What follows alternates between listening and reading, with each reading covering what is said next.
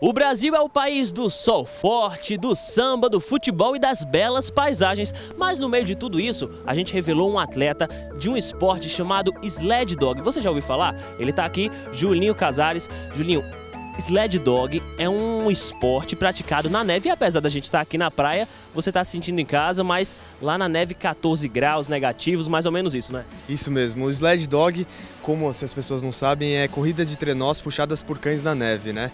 Como vocês veem em filme, geralmente em vários filmes de neve tem esse esporte. É um esporte que não é muito conhecido, nem é muito comum aqui no Brasil, até porque a gente nunca vai ter neve aqui.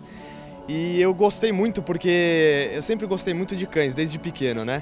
Você começou nessa história por volta dos 4 anos de idade, ganhando um cão, comprando um cão, foi assim? Então, desde que eu nasci eu tenho cachorro. Meus pais já tinham, então eu sempre convivi com cães desde pequeno, de diversas raças, até vira-lata. Eu comecei com os cachorros vira-latas, que eu sempre gostei muito de todos os cães.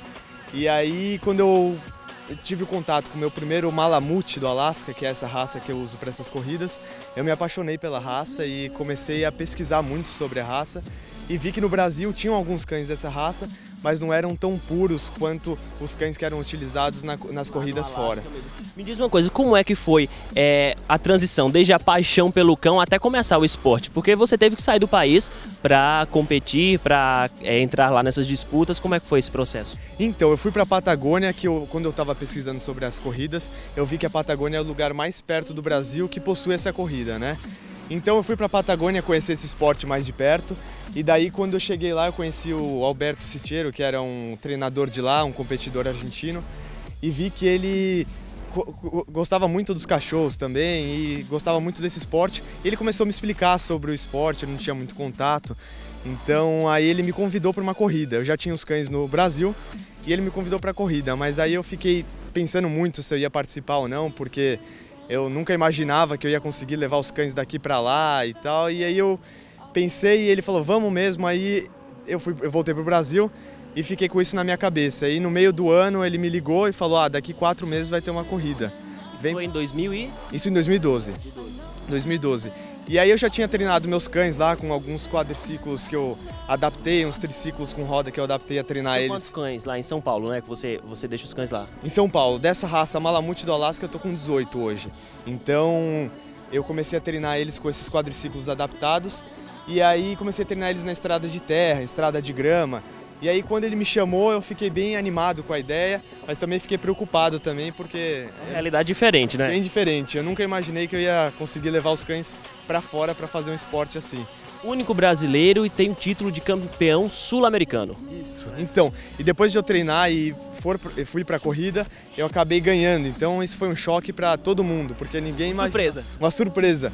Porque ninguém imaginou que um brasileiro que nunca viu neve com os cães vai vir para a Argentina, na Patagônia, e ganhar uma corrida na neve, um esporte nada comum lá, né, no Brasil. Como é a adaptação dos animais? Então, quando tá verão, na verdade meu canil fica em Boituva, que é interior de São Paulo, né? E quando tá verão lá é um calor, não é um calor tão intenso, mas é um calor forte. Como... É que nem o que a gente tá sentindo aqui agora. Não é um calor assim, mas é um calor um pouco mais, vamos dizer, mais fresco.